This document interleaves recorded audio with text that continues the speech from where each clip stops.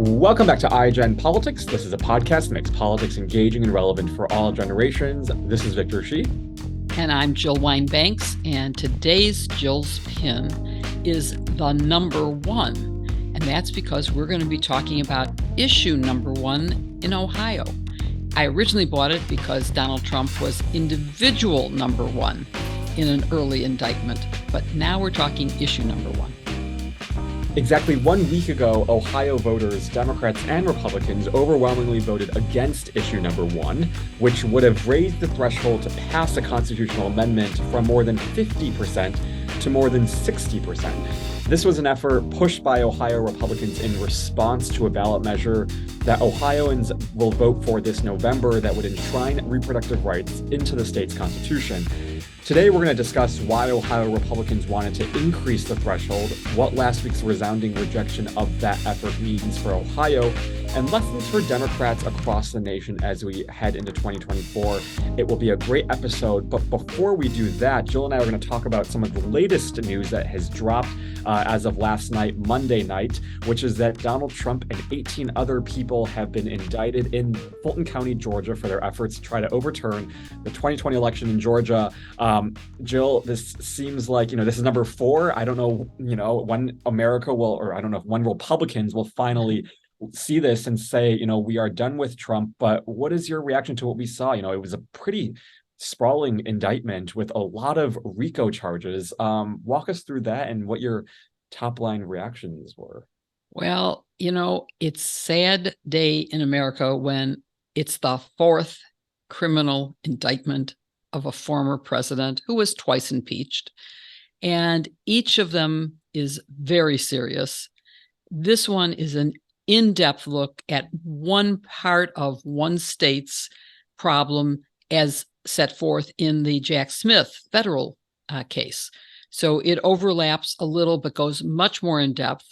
One of the big differences, of course, is that Fani Willis is using racketeer influence corrupt organization law, the RICO law, which someone on Twitter said, well, finally, an indictment that names Donald Trump what he really is, a racketeer. So I thought that was a pretty accurate assessment. And usually they use RICO against mob bosses and mafia kingmen. Well, the federal law started actually just before I joined the Justice Department. It's an old law, and it was intended for the mafia. It was intended for organized crime. Actually, back then we called it La Cosa Nostra, LCN. Then it became the mafia, and now it's just organized crime. And this is saying that Donald Trump is part of organized crime, that he's part of an organized, corrupt organization, that he ran a corrupt organization. And they lay out very, very compelling facts. And the Georgia law is very broad in terms of what the underlying predicate criminal acts are, which includes forgery. So when he signed a certification, that was a forgery because he knew it wasn't true. When the fake electors signed their certificates, that was forgery. So they're charged with, the crime of forgery, but also the conspiracy to take down the government through these criminal activities. It has, with 19 defendants, a very long road ahead of it in terms of when could you get a trial date.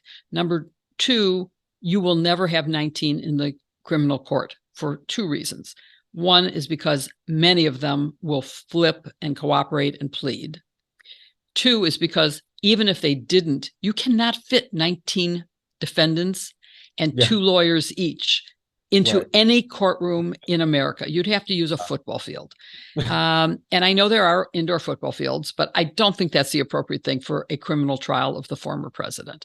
So in Watergate, by the way, we had the ceremonial courtroom in the District of Columbia. And have you gone to visit it while you're there for the summer? I have not, no. Well, you should go over to the courthouse and go look at the ceremonial courtroom. You will see we were end-to-end tables between the prosecution had 1 table, Mitchell had 1 table, Haldeman had 1 table, Ehrlichman had 1 table. And by the way, Haldeman is now the first, but Meadows is the second chief of staff to be indicted. Right. So there's that similarity. And Parkinson and Mardian had their tables with their lawyers, and there was no room to move around that courtroom. You couldn't have fit a sixth defendant in. Right. You would have had, I mean, and certainly not a seventh, eighth, ninth, 10th. You're going to have to do it in trials of 5 or 6 each at the most. So do you think that people will then flip? Will people start cooperating? Will there be any? Well, they won't start cooperating because they can't fit in the courtroom. They'll Right. start cooperating because the Georgia RICO law has a minimum mandatory sentence of 5 years. Yeah. And the state does not allow the governor to pardon. And the pardon board can only pardon after the full sentence is served and all fines paid. So, and I think it may be 5 years after that. So no one's going to get pardoned. They're going to have to serve their full sentence. Right. So I think they may start flipping because they don't want to go to jail. And many of them are in their 70s. Yeah. They don't want to spend the rest of their lives in jail. So that will drive them. Also because the indictment lays out pretty clear facts. There's a lot of evidence. And as they start getting the discovery and seeing exactly how compelling the evidence is, I think they will start cooperating. I mean, I just can't help but think about, I mean, they went through so much effort and so much energy and wasted so much money, all to flip Georgia. And even if they flip Georgia, I mean, I was looking at the numbers this morning. Donald Trump lost by 38 electoral college votes. If you flip Georgia, that would have been 16 electoral college votes, which he still would have needed 22. And, it's just, I mean. Well, remember this, the federal indictment says Michigan, Pennsylvania. It's they know they needed more, right. But they lost by significant enough margins that they were delusional if they thought they could flip a state. Right. They use in the Chesbrough memo, Cheesebro, or Cheeseburger, as Stephanie Miller called him this morning. Chesbrough's memo refers to and says, well, Kennedy did it in 1960. Right. Kennedy was behind by 114 votes. I may be wrong on it being 114, but it's pretty close to 114 votes. And there was a recount pending, a lawsuit. I mean, there was actual chance that the count would change. And in fact, of course, it was in Hawaii that the vote was. It was the first time Hawaii had been a state and voted. Hawaii and Alaska, that was their first time as members of the states of the United States. So it was a very, very close race that ended up flipping to him. And so they went ahead and they filed because they believed it would flip. And the judge in ruling said, it's a good thing you did that because that is a prerequisite. So they're right on it's a prerequisite, but it's a prerequisite and legal if you're close to winning, not if you have no chance of winning. Exactly. That is just not how it works, period. It's not. Well, so, we talked about some of the differences between federal and state law. And one of the things that people are very excited about is the possibility of this, if it is still being done in the Fulton County Courthouse, of possible television, possible, courtrooms, cameras in the courtrooms. But there's a lot of talk on Twitter and in the legal world about the Trump team trying to remove this from the Georgia state case to the federal court. And if that happens, I know both of us are very passionate about cameras in the courtroom, and hopefully we'll do an episode with an expert on that soon. But if that happens, are our hopes basically gone? Will there be cameras? Well, I am urging the Chief Justice, the Judicial Conference, or Congress to take action to change laws that are almost 8 decades old, laws from the 1940s that prohibit cameras in federal courts. And an exception was made for some pilot projects, which worked fine. Yeah. Everybody saw that they worked fine. We all know they work in state court. Witness the Derek Chauvin trial for murdering George Floyd. People were riveted to the television and they learned. It was an educational experience. They accepted the verdict much more readily because they saw the trial.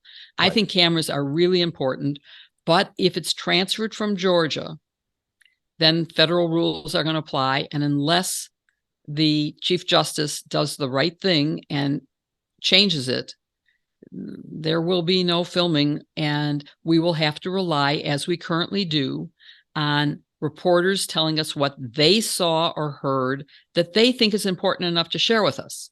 And that's not the way it should be. And I will say, even yesterday, MSNBC carrying just that, the clerk bringing the indictment to the judge and the judge signing off on it and then, walking. I mean, just that moment was so riveting. And just imagining if we could see the entire trial on TV, I mean, it could really make a difference. And, one of the things I always refer back to is just the number of people who watched the Amber Heard and Johnny Depp trial. And it's like, let's not put them in the same category. Sorry, this is not comparable. No. Not even close. It goes to show that, with all of our streaming platforms, we could really get a lot of people to actually pay attention to the legal system and to really understand what's going on and the extent to which Trump and his, what they call in the indictment, the enterprise, tried to overturn the Georgia election. And I think that could do a lot to also spur civic engagement and hopefully a passion to change things. But, well, I saw that in Watergate, where we had the televised hearings really changed people's minds about how corrupt the president then Nixon was. And it makes a big difference in acceptance. Yeah. And I think the January 6th committee served a purpose too, in laying the foundation for the public accepting the indictments that Smith has brought. Yeah. And that DA Willis has brought as well. Yeah. So but cameras are important. I urge everyone to read about it. I'm hoping to write an op-ed that I hope will get published about it.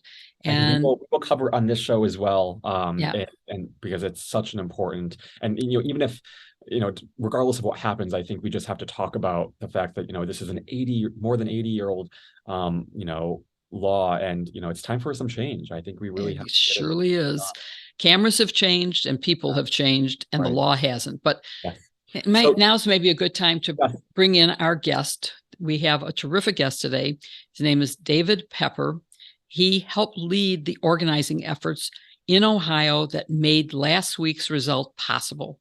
He has a great background. He's been the chairman of the Ohio Democratic Party. He's been a councilman for Cincinnati. By the way, the city in which I argued my very first time in federal court was in Cincinnati. So I love that he's from Cincinnati. And he also has been a member of the Hamilton County, Ohio Board of Commissioners. He's written many, many books about democracy, including The People's House, and which he subtitled Laboratories of Autocracy, and most recently, Saving Democracy, which is what you and I are working very hard to do. That was called subtitled A User's Manual for Every American. David, we are very grateful to have you with us today. Thank you. I'm honored to be with you today. It's such a pleasure to have you on. And we, of course, want to talk about what happened last week in Ohio. So let's start by talking about issue 1 and that effort to basically increase the state's threshold to add amendments to the state constitution. Walk us through why Republicans wanted to do this. So, in a bizarre way, and I only say this now that we defeated that terrible idea, issue 1 in one way was helpful. So I've been literally running around since I wrote my first nonfiction book, Laboratories of Autocracy, trying to show people, listen, these people know that they have a minority worldview, a deeply toxic worldview. And they know, Mitch McConnell knows, the Koch brothers know, that if they have elections that are essentially referenda on their extreme views, they know they would lose. And that's why their entire political battle is about how do you subvert democracy when you have a minority unpopular worldview so that that worldview still stays in place even when people don't like it. And I've been trying to, and that's why they gerrymander, and that's why they suppress the Obama coalition, and that's why they do all these lawless things. It's because they're desperate to keep in place unpopular views that would never sustain in a healthy democracy. And some people have said to me, David, that's such a amazing, aggressive accusation. Do you really think that? And I've had to say things like, well, yeah, look, they're studying Viktor Orban. or something else. Well, now I can say, yeah, look at issue 1 in Ohio. Issue 1 was the perfect encapsulation of their strategy, which is they knew that a referendum this November on abortion will likely end up like the one in Kansas. The polls are very clear in Ohio. It's about 60-40 pro-choice, just south of it. Rather than fighting a battle they assumed was a losing battle, like they don't want to fight anywhere, they just want to change the rules.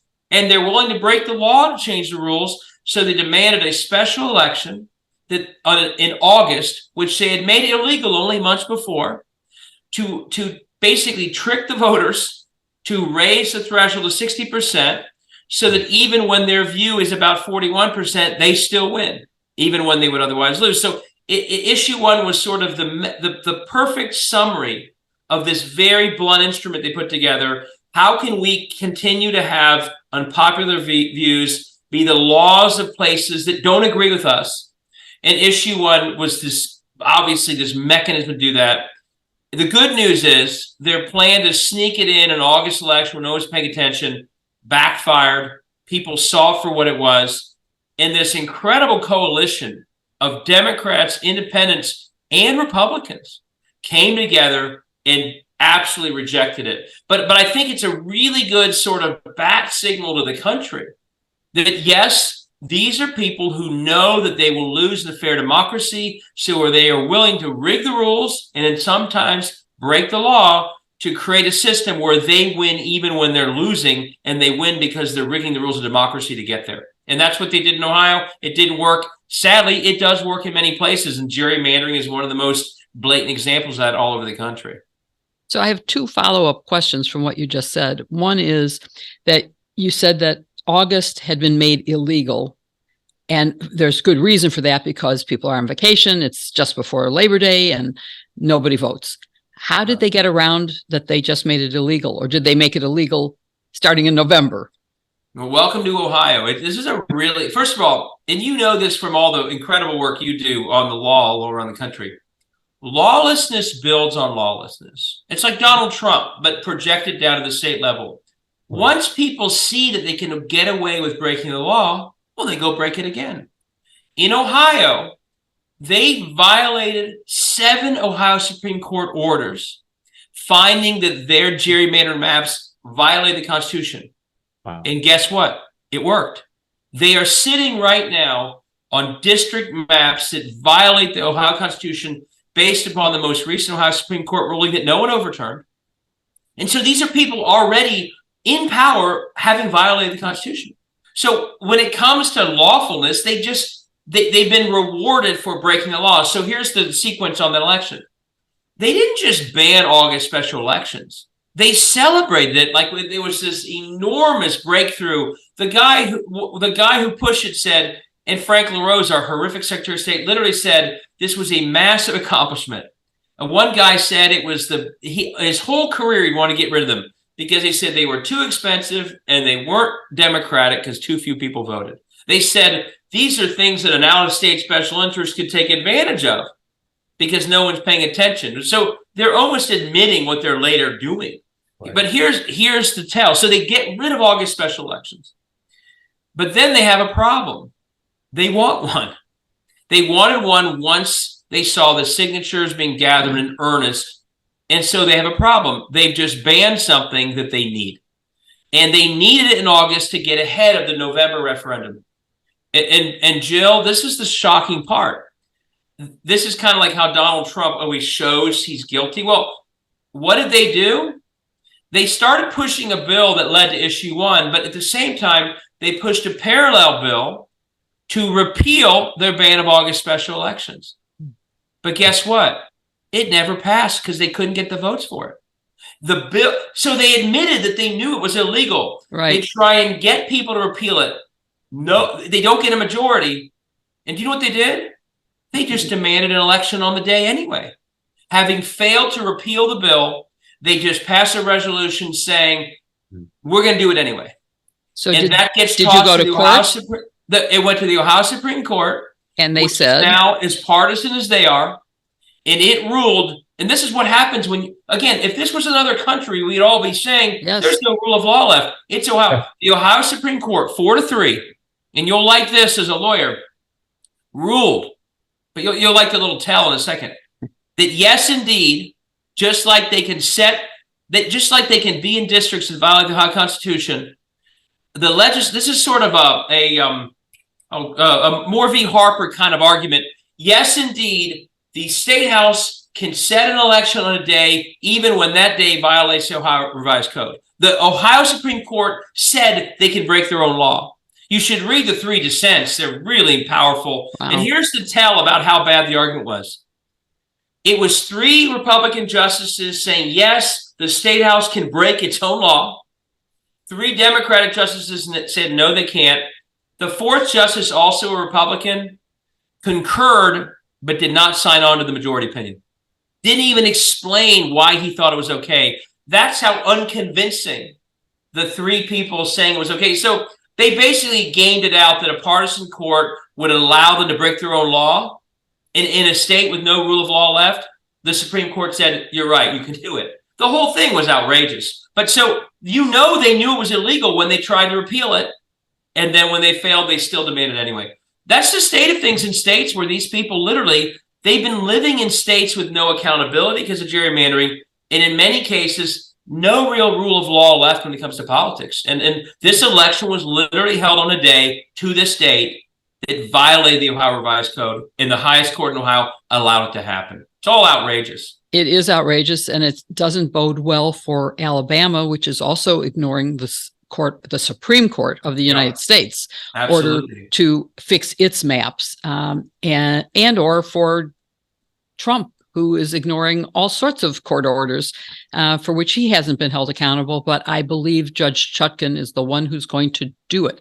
My second follow-up question, though, was whether, given how the vote turned out, do you think that if you had gone with, if you had lost issue 1, and you may notice I'm wearing an issue 1 pin, that you would have won on the merits, that you would have had at least 60% of Ohioans supporting the right to reproductive freedom? I actually think it's very unlikely. I mean, we just crushed issue 1. Yeah. Issue 1 lost in very Republican counties. The turnout was well higher in blue counties than rural red counties. You had Kasich and Taft against issue 1. And with all of that, it still only hit 57%. No. It shows you just how issue 1 lost in 5 of the 6 of the largest media markets of Ohio. So you have this absolute drubbing, crushing defeat, but it still only was 57-43. And what that shows you is you can have a broad consensus in a state like Ohio, and this is true of a lot of states.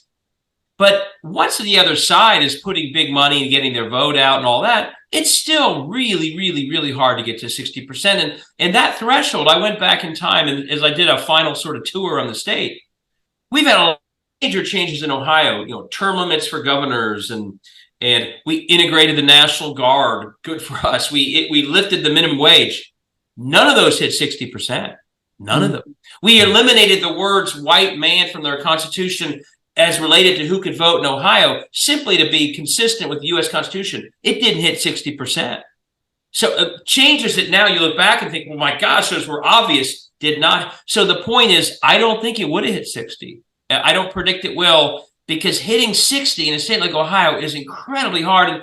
And what does it do in terms of the expectations? In the future, let's say the big donors who are helping the far right, they may not give nearly as much if they know it's a majority to get choice into place. But if they know all they got to do is spend money to get to 41%, it's a much better investment. So it also changes the entire mindset about how you win and lose these things. So this thing was a real poison pill. And I think that 60%, and another thing that was another poison pill was the requirement that there be signatures gathered to a certain threshold in all 88 counties, which would have given any single county a veto to even have the election. You put those two together, and we would have literally been it would have been the end of these things. Wow. Who would invest in those things? I don't think most people would have. So 60%, even though the polling's at about 59, the idea that you actually get to 60 in the end of a contested a battle over a woman's right to choose, I think it'd be very hard to get to that. So can you talk a little bit about some of the organizing efforts that kind of happened after, issue number 1 was put on the ballot? What was the energy like? You were on the ground organizing with people. Give us some examples of what that looked like. Well, first of all, it was an incredible coalition. The last time this really happened to this size was when Kasich, to his regret, I think, tried to get rid of collective bargaining for public employees. And he included police and fire. And other states have not done that. And it blew up in his face. But there was a lot of folks who had a direct interest in stopping that. This one was more of a broader interest in democracy. And man, to give credit where credit's due, because they were not very subtle about what they were building, a lot of people worked very hard long before they actually passed it. We hoped to stop it numerous times, and it never happened. It came close a few times. So there were people building. And then the best part is how much, and I was right there, was one of the people who was asked to leave the State House. We were there making a lot of noise the day they passed it. And to frame it all as this outrageous attack, this illegal attack, again, they said this was on a day that they had made illegal. The framing from the very outset was really important. And so to give credit to the labor leaders, the groups like Common Cause, this amazing coalition that included the Libertarian Party, that came together very early, and it came together very publicly within minutes of the vote being made in the State House. The press conference in the State House of the no campaign was held with all these people behind them, and I was in the room. I wasn't right at the press conference, but chanting no. Ohio voters could tell something's off here. They may not know the details, but something is off. Why are people so upset about this? This doesn't seem right. The framing from the moment that passed, it was sometime in mid-May, I think, was really, really important. And then it just built from there. And that initial, the truth is, the heart of their argument, the basic language of we have to protect Ohio's Constitution from outside interests. If you were to poll that with no other context, I think it would poll pretty well. So it was really important that the side against it framed early on, before they even said their argument, oh, this is about a corrupt State House increasing its power at your expense and trying to stop women from having the right to choose in November, the right to choose. And once it was framed that way early, they came on real strong late in the final weeks with the line I said, but it was already so framed against them they couldn't claw it back as hard as they tried. So that initial framing, that initial outrage, really and I was there. You could feel it. It felt different. It felt big, and that kind of dominoed into hundreds of groups of coalitions across the whole spectrum. Every ed board pounding away, like not just one editorial. Weekly, a couple times a week. So it really, and then a great on the ground organizing effort. I mean, for an August election, hundreds of thousands of doors knocked, millions of phone calls, postcards from all over the country. This thing got nationalized, and all of a sudden, election day, we see almost a midterm level turnout.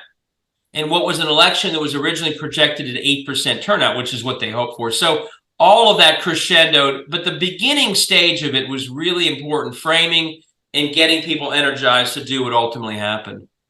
Yeah, it was a national thing where I saw many tweets from all over the country, including my own, saying vote no on number 1. Hubble, who writes a wonderful Substack newsletter, had put out things that people could do to help Ohio to defeat this. So it did become really wonderful. And obviously the vote, I think, was a reflection of support for abortion rights, but also, interestingly, a concern about minority rule and what that means for democracy. And it's hard to get interest in democracy, which is a sort of generic, generalized, overarching thing that's not the same as am I putting food on the table? So how did you go about getting people to recognize what democracy means and why it must be protected? Because that could play out in campaigning against a potential dictator for president. Yeah, so that's a great question. First of all, one of the things that's so good about this, and it helps so much that you and others, and Robert Hubble and others, nationalized it. We are seeing now a winning streak for democracy going back to last August in Kansas that extended through all the Secretary of State election denier candidates losing last November, picking up state houses like Michigan and Pennsylvania that normally we never pick up in the midterm with the White House, rolling into April with the Wisconsin Supreme Court race, and now this. When the national democracy champions say and see that there's a threat to democracy somewhere, and it's happening more and more than it used to, where we only focused on a few Senate celebrity races, they're rallying. And when we rally, we are winning these things. So what you did, and the fact that, Chris Hayes and Rachel Maddow and all of them made this a big, all of that turned this into a democracy battle. Yeah. And we are winning these battles when we figure out. And the reason that I'm excited is that first book I wrote, Laboratories of Autocracy, was all about trying to say to people, the true front line are these state level battles. And I wrote it because I didn't think anyone thought that. And in the last couple of years, you really see an appreciation of it. The really important question, though, and one of the things I go through in this second book called Saving Democracy is, if we only run on sort of a 30,000-foot argument over democracy, while some people will, that's enough to motivate them. For many other people, it feels academic. Yeah. Or the younger generation, they haven't seen democracy be all that great for them. I mean, they're seeing it screw them over again and again. So saying save democracy, some people say, well, I will, but it's not like it's working out that well for me. Look at student debt, look at climate change, look at gun violence. So that 30,000-foot argument will work with some, but it's not enough to win. And so I think the really important thing that's happening, and has especially happened after Dobbs, although there are other ways to do it, is to say there's a reason they're attacking democracy. And it's to do things to you and to the majority of Americans or people in your state that you don't want done. And the reason they're attacking democracy is to impose those things on you. And those things need to feel real to people. And after Dobbs, boy, has it felt real to people. And I think one reason those Secretary of State, again, those election-denying Secretary of State candidates lost, is there was a connection between what they would do to democracy and the fact that they all basically supported, the end of Roe v. Wade, and the connection between democracy going down and what that would do to people's lives made them very tough candidates to win. That also would have hurt someone like a Carrie Lake. Well, this issue was literally the perfect combination of that. They're attacking democracy for minority rule to stop you protecting your right to choose in November, and cases like that 10-year-old rape victim being forced to go to Indiana. So it was the perfect connection of the democracy framing, which is important, but the real world consequences if they succeed in subverting democracy. And for some voters, like you said, sitting around that table, worrying about the next day in their challenging life for them and their family, the second piece is really important. Yeah. And so my advice to anyone running is, a lot of the stuff that I would talk about or that we would talk about democracy, that's not your 30-second ad. But the frame is they're doing it because in the end, they don't want you to have a choice over, again, choice itself, or in some places because they're destroying your local public schools, or because of gun violence. They want to achieve something that you don't want, and the only way for them to get there is attacking democracy. So I think that's a 1-2 punch that was inherent in this campaign, that I would say in other types of campaigns, you want to make those connections. Josh Shapiro did that very well when he won the Pennsylvania governor's race.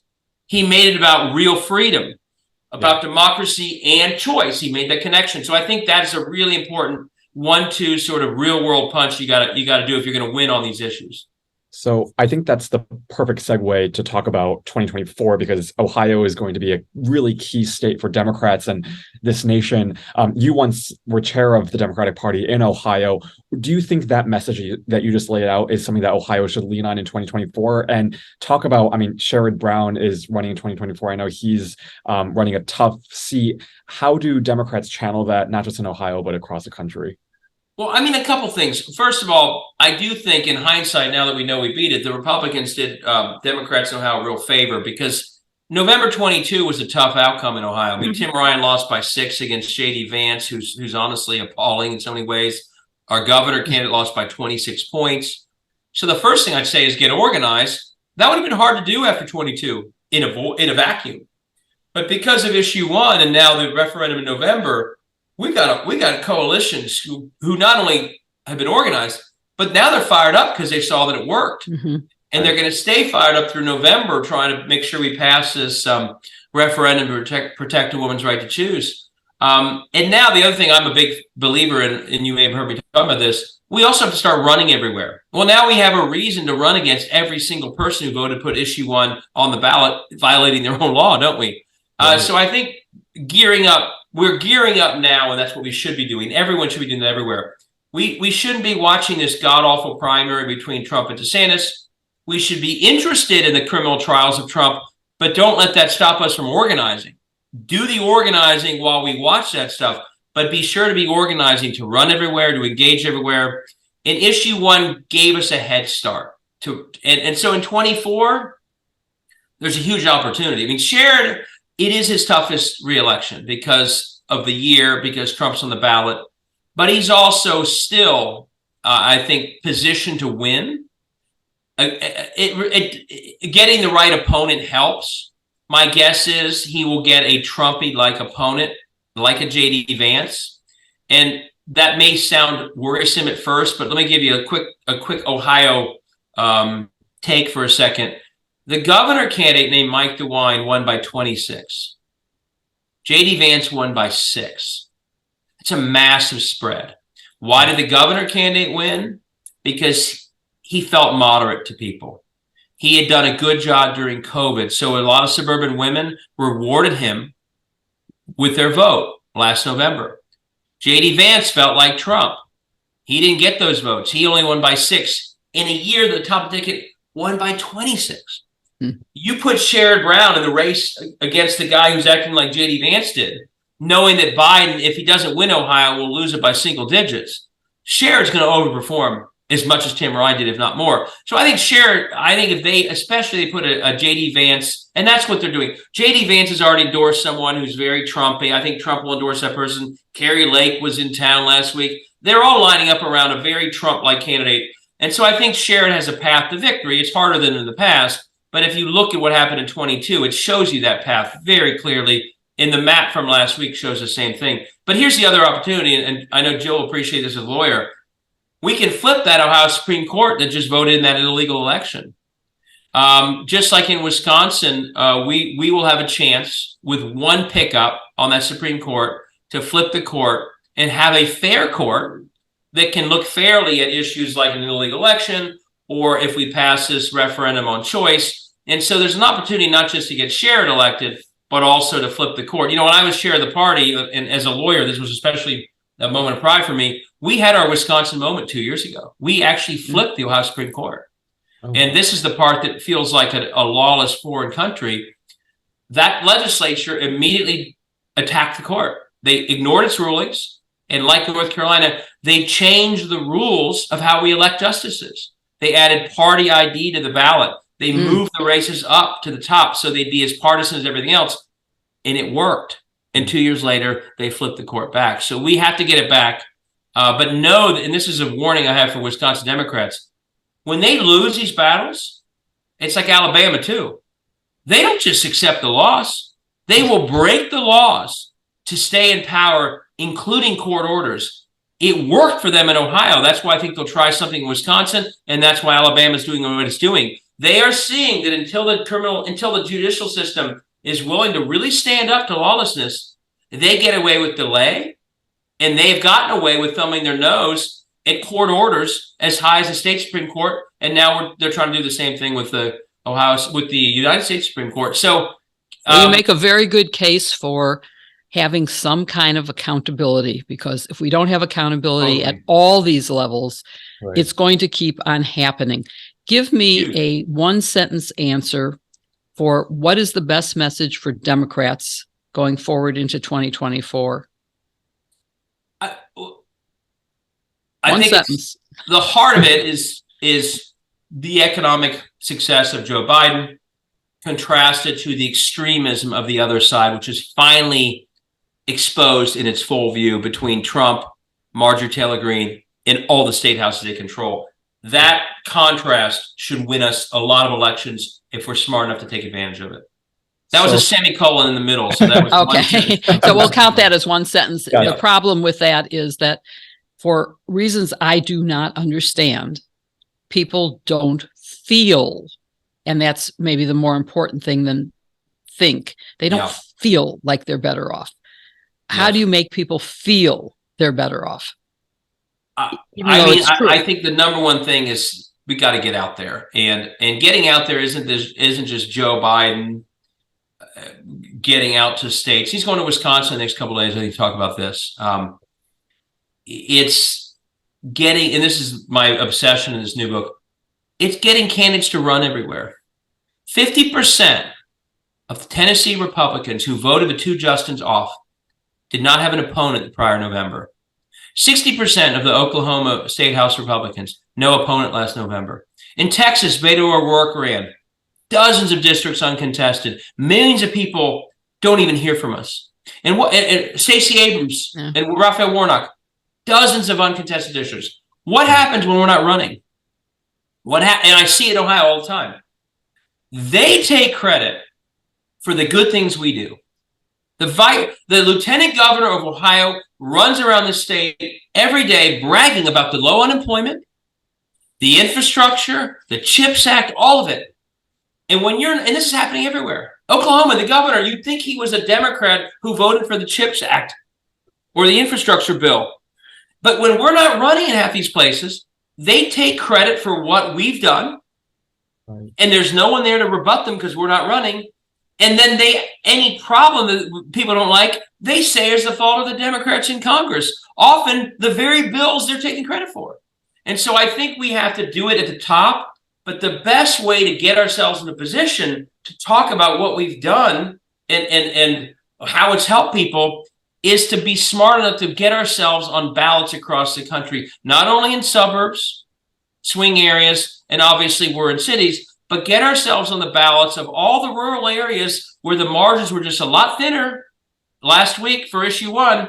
Get ourselves running. So you may not win in those places, but you'll have a message, and you can be the one to stand up, have a press conference a block down from the one where the Republicans are taking credit for something.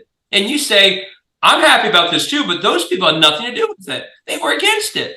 And when you leave half the districts unopposed, which we do, you literally are giving a gift to their messaging, and you're never getting ours out there. So that's not going to, if someone's having a rough time of it economically, that won't change that. But the numbers are pretty clear that there's a lot of lift right now in the economy. And how do we know that? Because in Ohio, it's the Republicans who are actually saying that and taking credit for all of it. And we let it happen when we're not in the game in these places, able to rebut or at least say, well, this was had nothing to, we're happy too, but it wasn't because of you, it's because of us. So I agree with everything you just said, but I just have a follow-up because, one of the things that we saw happen in 2022 and that Maxwell Frost, who was the first Gen Zer to be elected to Congress, talk a lot about is how hard it is to actually run for office. And yes, we want people to run in every area, but how do we get people to actually take that first step and provide them resources? Does that come from the Ohio Democratic Party? Does that come from outside organizations? How do we get people to kind of break those barriers that keep people from running for office? That's a great question. And I'll start by saying it's not for everybody. I don't think we say to everyone, go run. You got to be at the right time in your life to take on something that's very difficult. But you also don't have to have all sorts of Uber degrees and all sorts of stuff. What I'm looking for are just members of good standing in their community who are authentic and are in public service for the right reason.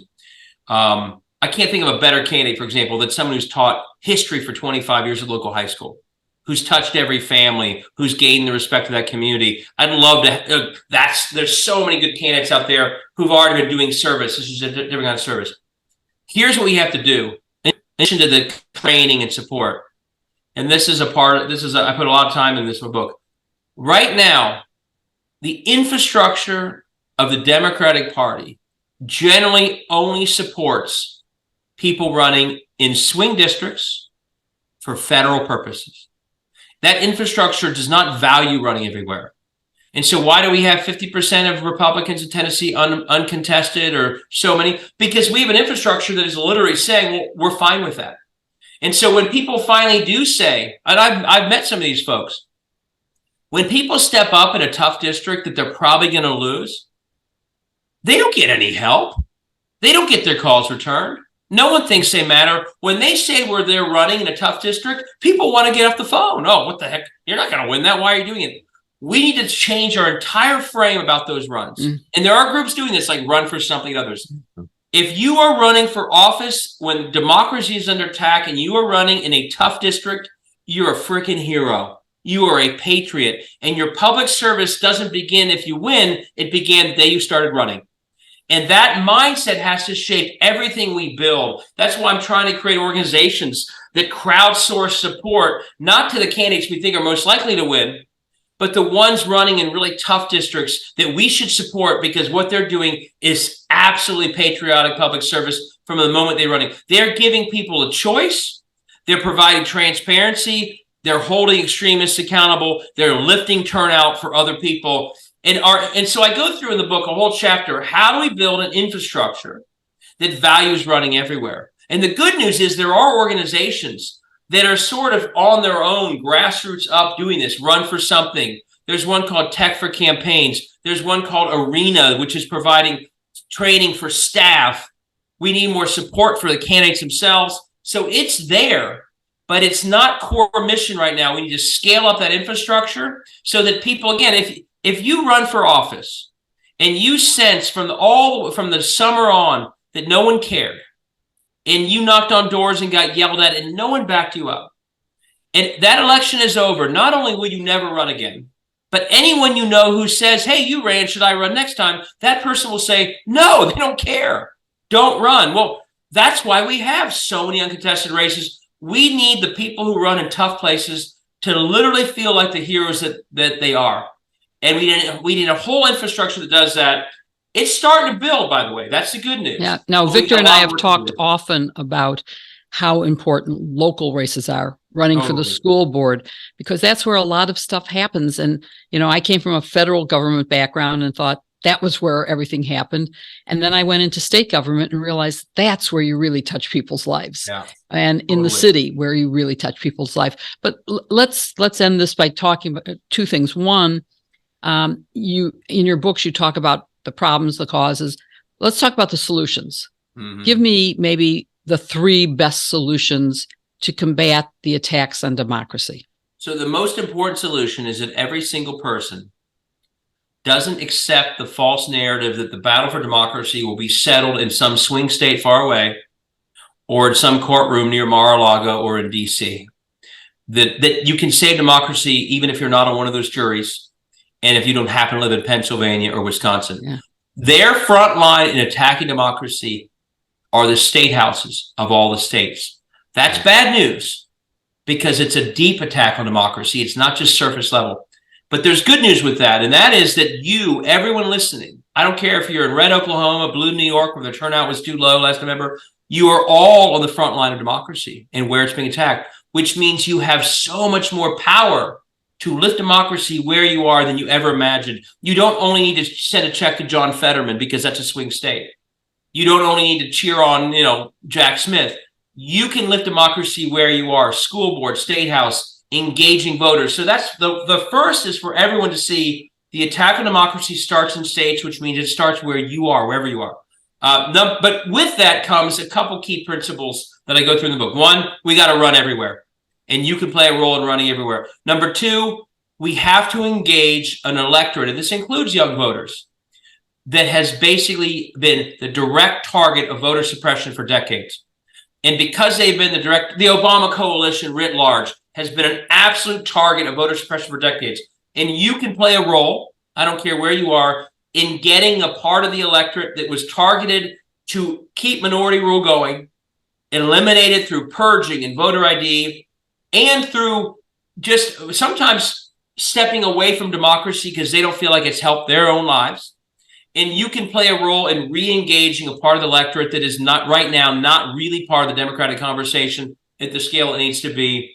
And so I'd say those, running everywhere, re-engaging the part of the electorate, and seeing that your own footprint in life, all the things you do, if you're at school, if you're at a nonprofit, if you volunteer at one, if you know the mayor of a city, your footprint in your life is your single best tool to democracy. But don't just think you use it for a little bit of money, a little bit of time. There's so many things you could do to lift democracy once you realize that you're on the front line of that. And I go through, in my book that's sitting behind me, I literally have work. I'm so intense about this. I have worksheets saying to people, fill it out. If you fill it out, and I give examples, you will see there's so many things you could do to make sure that every homeless person walking through a homeless shelter gets registered to vote. Sherrod Brown convinced every McDonald's in Ohio when he was Secretary of State to put on the tray a voter registration form. Every mayor of every city could have every single person who walks through the doors of every rec center, every library, register to vote, get on that early vote list. If you know the mayor, ask him to do that. There's so much more you can do once you realize that that's where the battle is. And I try and walk through that in the book. But that first step of seeing that you have a role in this where you are is the most important step.